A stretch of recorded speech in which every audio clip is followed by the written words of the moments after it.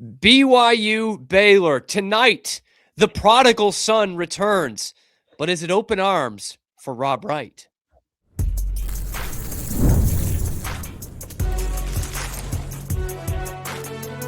You are Locked On College Crossover, part of the Locked On Podcast Network. Your team every day. Hey there, folks. Welcome in to a Locked On Crossover. It's Locked On Baylor with myself, Cam Stewart at 365 Sports. It's Jake Hatch from Locked On Cougars. We're talking about Baylor BYU at the Foster Pavilion tonight. It's part of the Locked On Podcast Network, the #1 sports podcast network in the world, and it's brought to you by Mazda. Rob Wright makes his return. We're going to talk about what that environment could be like for Rob and how that's affected this Baylor team and maybe how it affects the BYU locker room too, because they're coming off 4 losses in a row. How has it gone wrong for BYU in a tough stretch of the schedule? And we'll shift it to football a little bit because we know that's what you want to hear. Transfer portal. What's going on?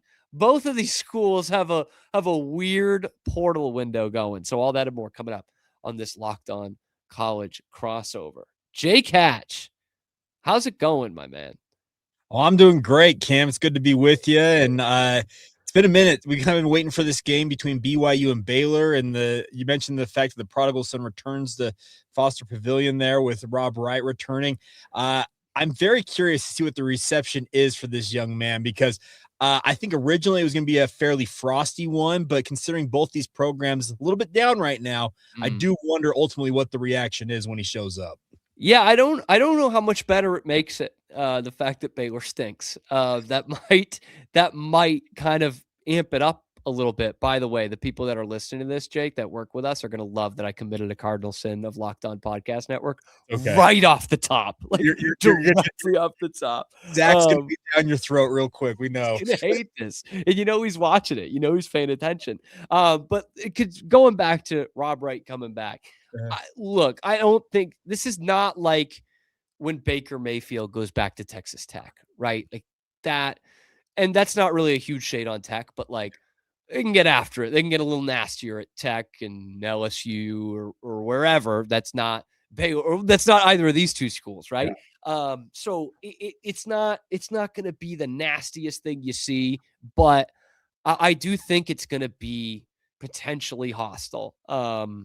In kind of a quote unquote good sports way. We saw it with LJ Cryer coming back with Houston, and that was just a transfer, right? This feels like more than a transfer when, the rumor is, and we've heard this from good people within the program, that there was, a contract signed. We know with the NCAA, those don't hold up, but that there was something on paper with a dollar amount that Rob Wright had signed. Found out that didn't really mean much. He ends up at BYU. There's all the statements about the development and stuff after that. So I do think it's going to be a little frosty, Jake. And I wonder, like, maybe this is me overthinking it. Is that kind of what BYU needs right now? We're going to talk about the losing streak next segment, but do you think that almost fires them up a little bit more?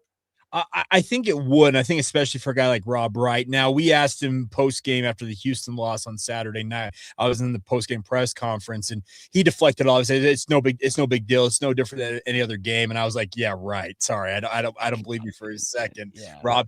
And Kevin Young, we also spoke with him on Monday about it. And he said he had not spoken to Rob about returning to his former program yet, but he planned to, like, just to kind of clear the air, kind of get a feel for where things stand. But I do think in some ways the fact that he's going against a program that, he left under less than favorable circumstances. He's been a key part of BYU this year. I think that him returning to this program, it could amp him and the Cougars up a little bit. And in theory, that could give him a little extra juice as he try to snap a 4-game streak. But I am genuinely curious to see how he handles this, because some guys get absolutely get amped, I guess, to use that term again, when it comes to going against the former programs. Other guys, it gets to them. It kind of becomes overwhelming in a way. I'm very curious to see which way it goes for Rob. Yeah. And like, this is a kid who played in the Philly Catholic League, right? I mean, he's probably heard some things. And, the thing that I thought of when I first thought of kind of that factor in it, Jake, was I know that Rob Wright can handle pressure because I remember a game last year where he was playing in front of, 18,000 fans in a packed environment with 2 free throws to send the game into overtime as a true freshman. Yeah. And he nailed them both at BYU, which is a tough place to shoot free throws if you're an opposing player. And so I'm leaning towards that is going to give him fuel. And he's gonna get booed every time he touches the ball. There will be some that are in good taste, I'm sure. But I think there is going to be something to this. And hey, take this for however you will. But Baylor is going to be one of the few places in the country where the spot behind your bench where your family and friends are sitting is still technically like part of the student section. Okay. It's not walled off. There's an alley, there's an aisle, I should say. But there's not a wall that is separating, the good people of the families and friends from the animals of the student section, whom I love.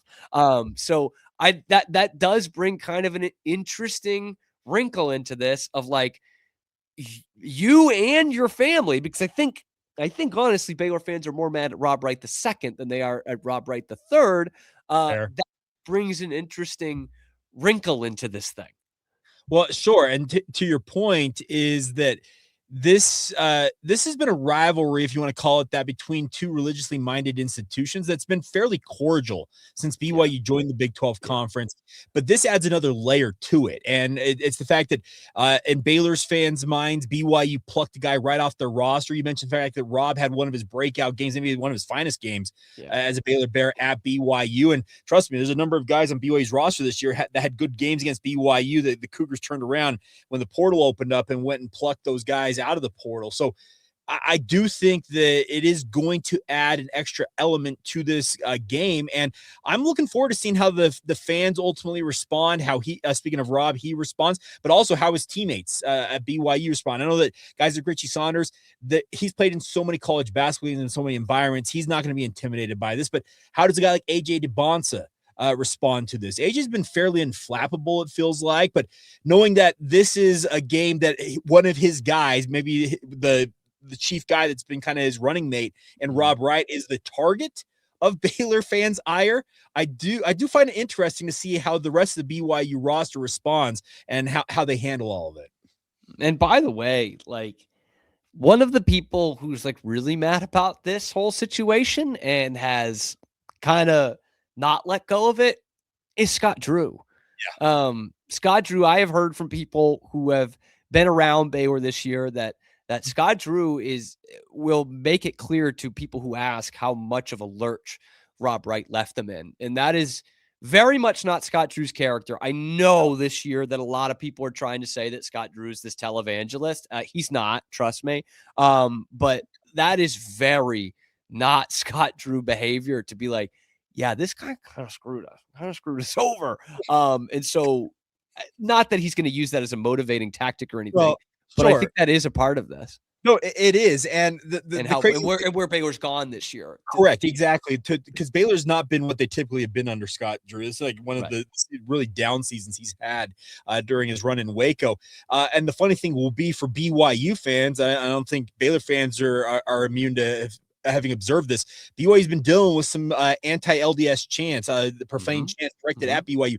It's gonna be a different dynamic in this game where it's kind of just directed at one player, and so, but yeah, which is fair. Which that is on limits, I think. Well, don't cross a line, but don't go at his character. Don't go at him as a human being. Don't demean that. But yeah, in some ways, it's a welcome respite, I guess, for some BYU fans in a way that while the crowd may be upset about things, they're upset for a different reason than some of the other crowds that they have faced in recent weeks.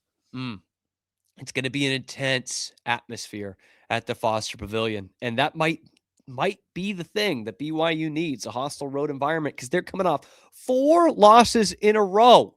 Jake Hatch is going to try to make sense of that and tell us how they got there. Coming up next on this Locked On crossover.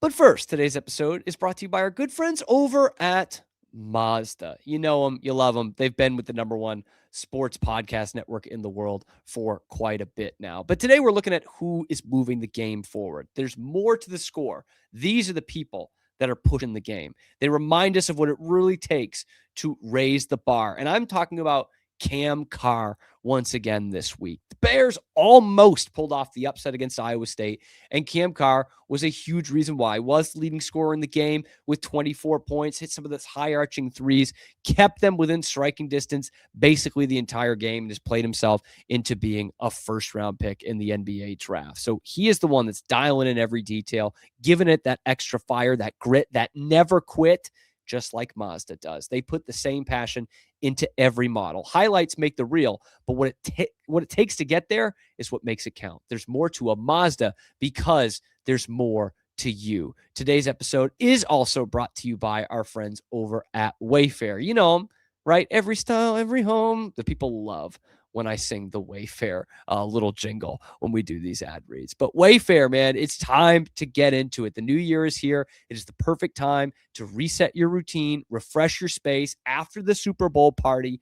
From bedding to mattresses to storage solutions, which I love, Wayfair makes it easy to start this 2026 fresh. They have everything you need for the full refresh all in one place. Whether you're updating that living room, organizing your space, or upgrading your work from home setup. Let me know if I need to do that. Wayfair's huge selection makes it easy to find exactly what works for your style and your budget. I have done it with some storage solutions for my office. My fiance loves that I've gotten some storage options. So get organized, get refreshed, and get back on track this new year for way less. Head to wayfair.com right now and shop all things home. That's WAYFAIR.com. Wayfair, every style, every home. That was hamming it up a little bit too much on that ad read. Anyway, we're back on this Locked On College crossover. Jake Hatch of Locked On BYU, Cam Stuart of Locked On Baylor, as the Cougs and the Bears face off at the Foster Pavilion tonight. And it's a bit of a weird one, Jake, because, you know, this is still a mismatch on paper, but BYU is desperate for a win. 4 losses on the bounce. I guess you're our expert. I'll just keep it simple. What happened? Well, I think the Cougars are asking them that same question. You mentioned 4 straight losses, 5 of their last 6. They have gone from being near the top of the Big 12 standings to being right in the center of them. And that's the concern, is that this is a BYU team that themselves, they have said that they want to be a Sweet 16, Elite 8, Final 4 type team. And Cam, they're nowhere near that right now. And the biggest thing I've kind of noticed with this team is they just have like small things in basketball that continually pop up and are just issues. So, for example, against Houston, late in that game, they gave up on 4 of 5 possessions that Houston had the ball. Offensive rebounds given up to the Houston Cougars that generated extra looks on offense. You can't afford to do that. They've had turnover woes at different games. Oklahoma State last week, they gave up 52 points in the paint. It seems like every game they may fix one thing. Maybe the perimeter defense gets fixed one game, but then something else pops up. It's kind of like trying to plug holes in the Hoover Dams. Remember that famous cartoon? And every time you plug one, another leak springs. And that's the concern for this team right now, is they just aren't able to put it all together. And considering the caliber of competition that the Big 12 boasts here and the teams BYU's played of late, it's really no surprise that they've lost these 4 games, but also in each of those games, they've had opportunities to win each of those games. Have been unable to get over the top. That's the disappointing part. Yeah. And so you talk about the schedule, 4 losses, and 3 of them are the top 10 teams. Like that's difficult to begin with. And they've been in every one of those. The one that they really weren't in is the one team that's not ranked in the top 10. That's the Oklahoma State Cowboys. Yeah. But they've played up to the level of competition they've gone up against. The problem is they just have been unable to really finish the job. And it really has come down in many respects to the final few possessions. They just haven't been able to get it done. Yeah. And I see, Arizona's number 1 in the country, but you give up 86 to Arizona, 90 to Kansas, 99 to Oklahoma State. You hear about the defense, you hear about the first half of games and how brutal they've been in some of these first halves. So I guess my question, you talk about all the holes in the Hoover Dam here. What is the thing with this BYU team that is going to be the toughest to correct and turn around and get to a Sweet 16? I think the biggest thing is this defensive continuity. I thought they played one of their better defensive games against Houston, but even then it wasn't enough. And the problem is it feels like they may get 4 guys on any given possession who do everything right, but the 5th guy may be out of alignment or doesn't rotate the right way, and that gives up an open look to the opposing team. And that's the concern, is the continuity is not there. I believe that there's a want to factor that reemerged after the debacle against Oklahoma State, because Kevin Young, I think, ripped into these guys. He said as much. He said, I went after these guys as hard as I've ever gone after them in practice and film sessions and you saw more of that want to factor against Houston. But the concern I have is all year long, it just feels like BYU has just been a little bit off defensively. And even going against the likes of a Baylor here, the fact that you can lose to Oklahoma State, they can't overlook Baylor, because anybody in the Big 12, when you go on the road games are not a given in this league. I don't care who it is. You have to play your best. Case in point, Oklahoma State. Correct. Exactly. Yeah. And that's the concern that BYU has got to face here, is that, hey, every one of these teams are licking their chops right now as they look at us and say, hey, that's fresh meat. And also the fact that BYU boasts guys like AJ DeBonsa, Richie Saunders, and Rob Wright. Well, those are marquee names. And when you win a game like that against BYU, because they're nationally ranked, it boosts your profile as a program as well. So that's the concern BYU is trying to overcome right now, is both being the hunted while also trying to create a scenario where they're the hunter simultaneously. And I look at that Oklahoma State game in general, first off, 99, that's a tough number, but Kevin Young, NBA guy, 99 is not bad in the NBA. It's not that bad. But it's 40 minutes versus 48 minutes. And we're also the world's best athletes. Yeah, but there's that. But 99 is not that bad. And I look at that and I'm like, and I want your take on this. Was that something where you look at a Baylor game a week or two ago and you're like, okay, like Baylor's really struggled this year. Don't really care that it's on the road. To the degree, like you just said, like you got to play well on the road. But after losing to an Oklahoma State team that's not very good, that doesn't have the home court advantage it used to, does that kind of change the narrative of this Baylor game? It does, because here's the thing. I remember those of my listeners that were everydayers will remember I talked about that Oklahoma State game saying, okay, they're playing a really tough stretch here, but Oklahoma State's kind of that break in the middle of this. You go out there, find a way to get a win and get feeling better about yourself. And then what happened is, the debacle, you have 99 points in a game that you honestly, you were out of from the early stages of, and they fought back a couple of times. It just never was enough in that game. So I think that was a wake up call to this BYU basketball team, that it doesn't matter where you go in this conference. These teams are licking their chops and they're ready to take you down. And that completely changes the whole complexion of this game against Baylor. Because 2 weeks ago, or if you even go back to last week when BYU played Oklahoma State, you put Baylor in that slot, I probably would have said the exact same thing. This is an opportunity to kind of get right in a way. It's a get right game. But now it's nowhere near that, because BYU knows how difficult it is to win on the road in this conference. And any one of these games the rest of the way, you cannot take any one of them for granted. Mm-hmm. I can't lie to you. All this talk about bad defense really makes me want to talk about football. I know you guys aren't used to that, right? Hey, football's always good in Provo right now, man. It is always a good thing to talk about. And what's funny is, both these teams, very different places in the 2025 season, but interestingly similar portal feelings around these two teams. And the vibes aren't exactly high around the portal classes. Let's talk about it coming up next on our Locked On College crossover. But first, I'm just dying to talk about TurboTax. Y'all, the fiance did it this week. It's coming up for me. It's coming up for you. But here's the thing. Tax season, it does not have to take over your life. Trust me, okay? This year, TurboTax is making it easier than ever to just hand things off and move on with your day. Bear Bachmeyer hands things off and then does not go about his day. He actually makes sure that he's not going on just about his day. But with TurboTax Full Service, you can have your taxes done for you by a trusted local expert, start to finish, without the stress work or the guesswork, okay? Instead of spending hours trying to figure out the forms, you just meet with a local TurboTax expert in person, or you can connect online. It's just like therapy, and you get that stuff done. They handle everything from W-2s to self-employed forms, and they work to get you every deduction possible. Time saver, peace of mind saver. It's the best. So for a limited time, you can have your taxes done by a local TurboTax expert for just $150 all in if one of those experts didn't file for you last year. All you got to do is just file by February 28th. So take taxes off your plate and get back to your life. Visit turbotax.com/local to book your appointment today. That is turbotax.com/local to book that appointment. All right, we got too comfortable talking basketball. It's time we hit football. Some people call it basketball season. Others call it football portal season.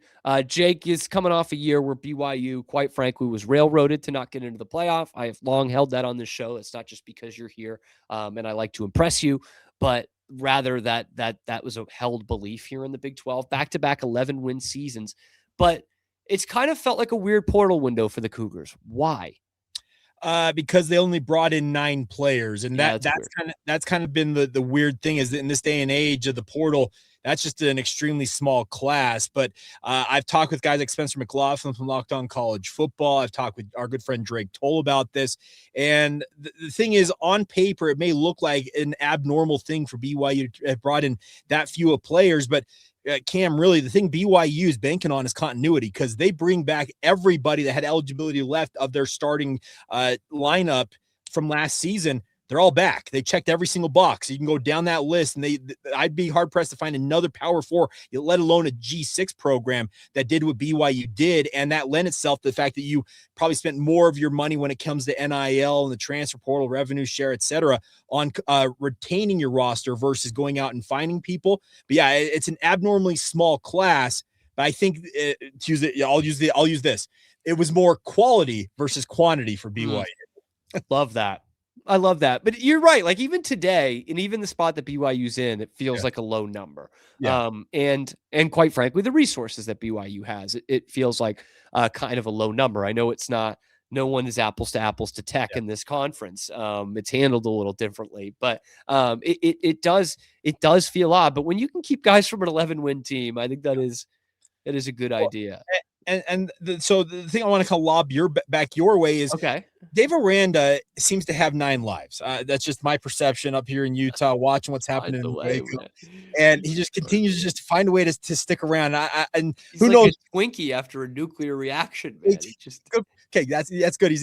But the thing is, they brought in DJ Lagway for Baylor, and that he figures to be the starting quarterback, replacing Sawyer Robertson. And I think on paper, it's a really nice addition there. But I think BYU, where they brought in a really small class, and they may add a handful of more guys, just how spring ball goes. And there's no reason people that are in the portal still can't. There's no, I guess, prohibition from them coming out of the portal at any point. But the bigger thing I want to get from your vantage point is Baylor. They're more they need to hit the portal hard. And they brought in DJ Lagway as kind of the headliner of this class. Is this the class that is going to give Dave Aranda another life in Waco? I want to say yes, I do. I just don't know how it does. And honestly, like the last week or so has been like a slap in the face, really looking at this portal class, being like, this is actually not good. Lagway's good. Lagway was the best you could do at quarterback, right? Like to bring in a high profile player like that, who still has obviously stuff to work on, but a ton of potential and some eligibility. But like I see this roster and I'm like, I can't get to 5 wins yet.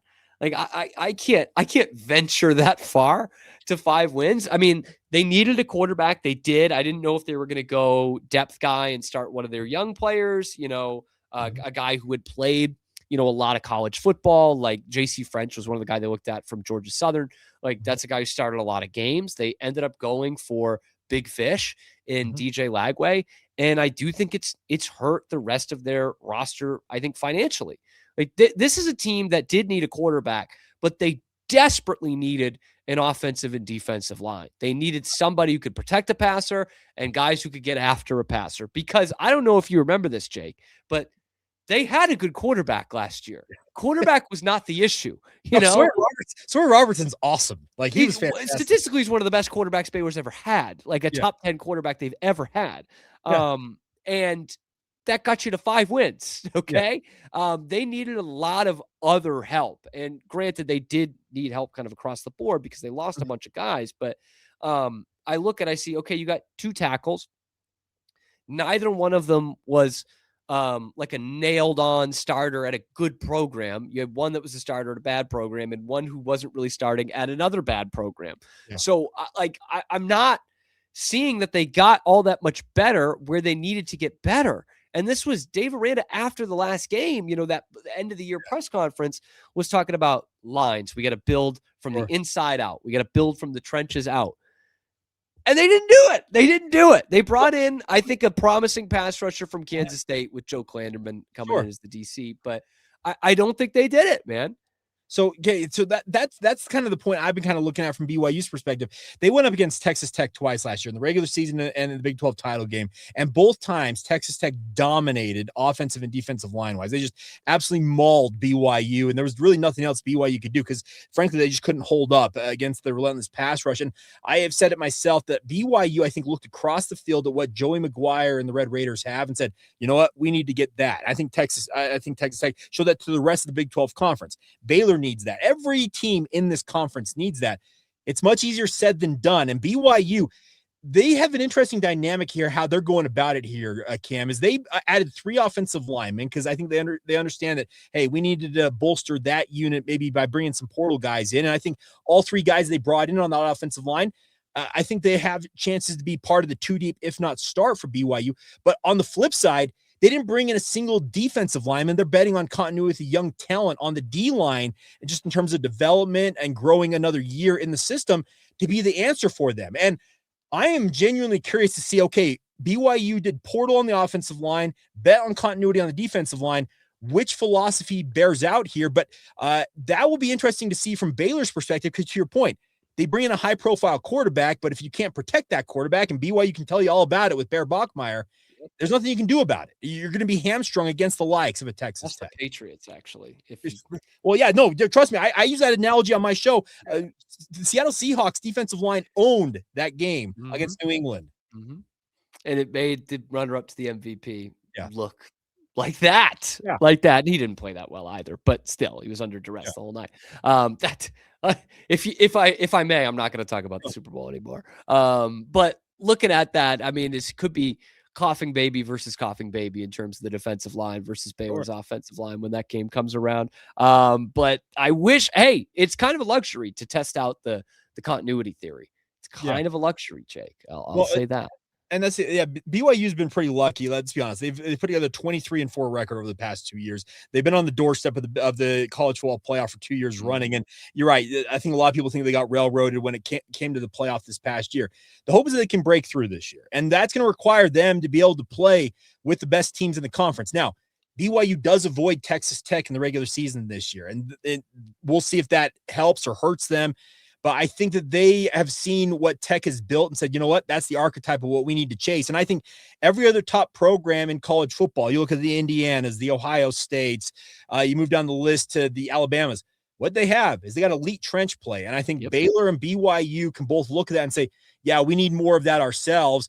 And I will reiterate, it's much easier said than done, because finding those guys and getting the best out of them, that's the tough part in this scenario. So another double-digit win season for the Cougs upcoming. We'll see. Got a date with it again. Jake Hatch, Locked On Cougs, Locked On BYU. That'll get you there too, but it is Locked On Cougars. Cam Stewart of Locked On Baylor. Hey, thank you guys, from the everydayers to the newbies, especially you everydayers. I mean, you are the lifeblood of what we do here. So thank you for making it your first listen today and every day. Get in the comment section. Tell us how much you love having us together. Then like the video, subscribe to the channel. That helps us keep our jobs. And maybe some score predictions. Drop some of those in the comment section below. And we will see you on the next version of either Locked On Baylor or Locked On Cougars.